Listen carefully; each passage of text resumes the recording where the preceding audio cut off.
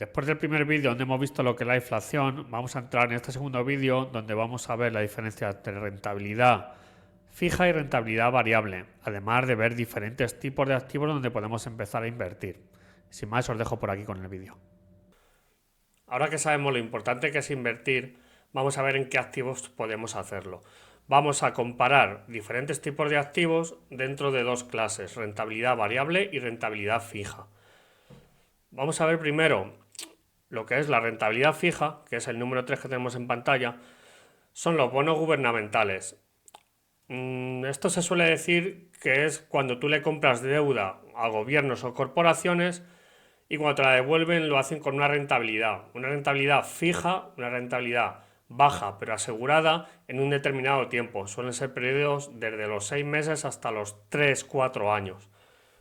Como veis aquí, tenemos asignado como rentabilidad baja media, pero riesgo muy bajo, y son buenas opciones en periodos contra la crisis para tener estabilidad. Es una buena opción para tener dentro de un portafolio. Es algo que te protege durante épocas de crisis, como la de ahora, guerras, etc. Ahora vamos a ver dentro de la rentabilidad variable 4 tipos de activos. El primero y el más usado, el que todo el mundo conoce, son los ETFs. Los ETFs son los fondos indexados o fondos cotizados en bolsa que replican diferentes índices. Puedes encontrar ETFs de todo. Puedes encontrar ETFs, los más usados, que replican el SP500, que replican el Nasdaq, que replican índices europeos, aunque en menor medida, el Eurostock. Y luego hay índices indexados al mundo que te replican un volumen más global, como el MSCI World, que es el índice más usado y yo diría más famoso hoy en día.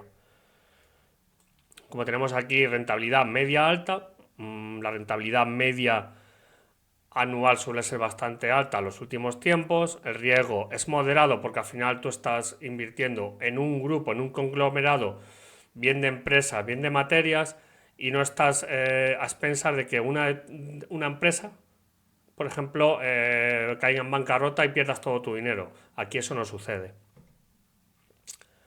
Vamos a ir a la segunda parte, al segundo activo, que son las acciones individuales.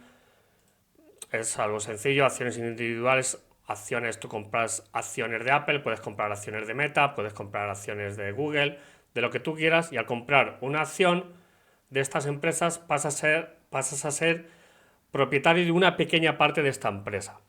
Entonces, puedes tener una rentabilidad bastante alta, es lo normal en grandes empresas. También tienes un riesgo alto por lo que decíamos antes. Si una empresa cae en bancarrota, por ejemplo, dijéramos Tesla con Elon Musk, cada vez que Elon hace cualquier cosa, esta empresa es muy volátil, puede subir, puede bajar muy rápidamente. Entonces, estás más en riesgo que con los ETFs o los fondos. ¿Vale? Ahora después veremos un poquito los gráficos de cada activo.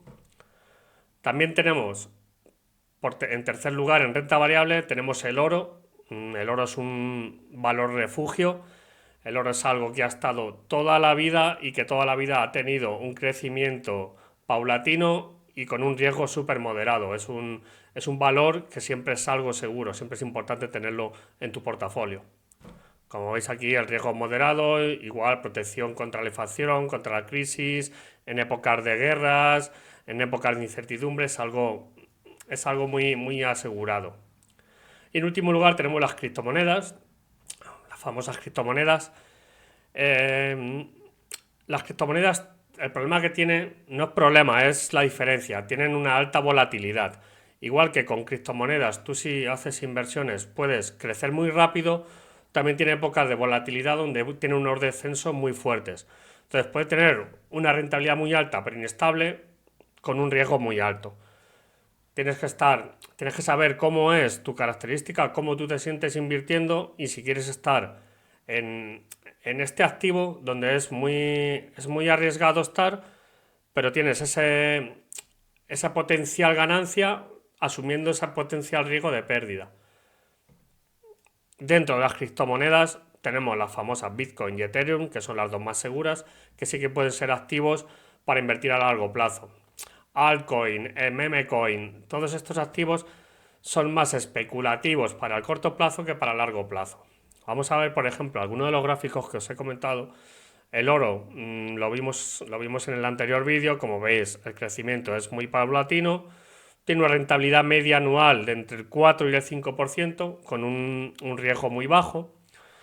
El SP500, por aquí tengo una gráfica de barras de los últimos 100 años y como podéis ver, la mayor parte de los años tiene una rentabilidad positiva y algunos años en épocas de crisis, aquí tenemos la crisis del 29, la crisis del 2010, 2008, COVID, en estas épocas tiene una rentabilidad negativa, pero se compensa con toda la positiva, ya que lo importante de la inversión es el largo plazo, es ser paciente, es saber que es algo no para 3 años.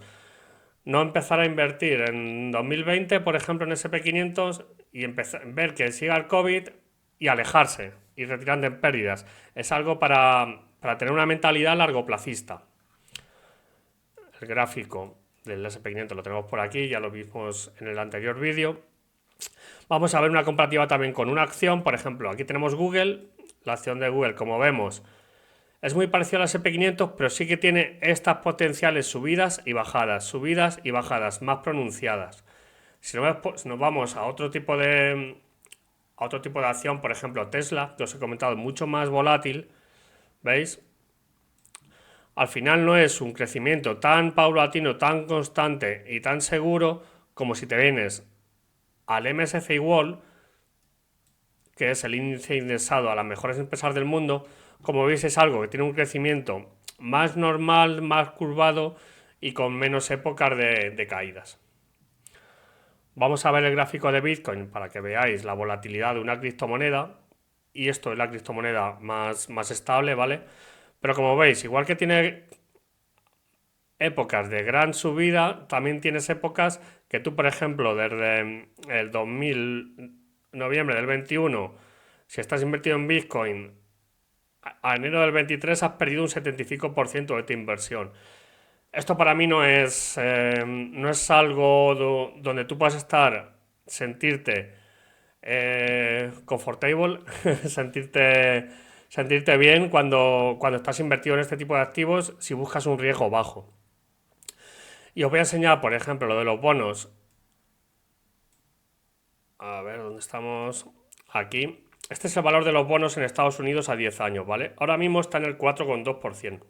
Esto significa que si tú compras bonos en Estados Unidos en este preciso instante, te darán una rentabilidad del 4% anual, pero tienes que estar 10 años, o sea, tienes que estar invertido 10 años. Si estás invertido, por ejemplo, un año, compras bonos a un año, la rentabilidad será menor. Hay épocas que los bonos están a cero, cuando hay mucha crisis. Hay épocas que los bonos están al 6%, pero hay que tener en cuenta que esto es una rentabilidad fija. Esto no es variable. Cuando tú compras accedes a un bono aquí y lo tienes para 10 años, sabes que tu rentabilidad va a ser esta, va a ser el 6%. Aunque baje, tú tienes tu bono comprado y es algo fijo. Entonces, vamos a ver, por aquí también tengo.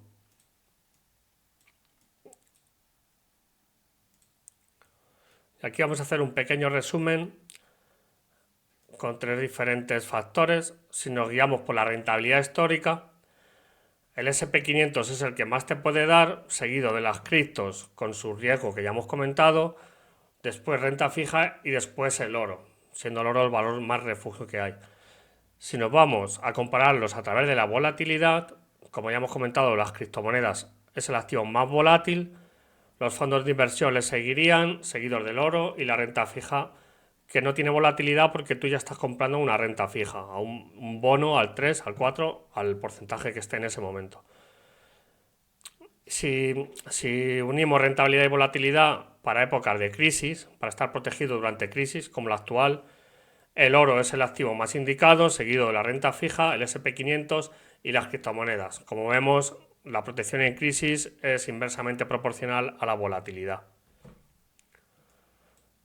En el siguiente vídeo vamos a ver las formas de invertir y cómo podríamos gestionar todos estos activos dentro de nuestra cartera.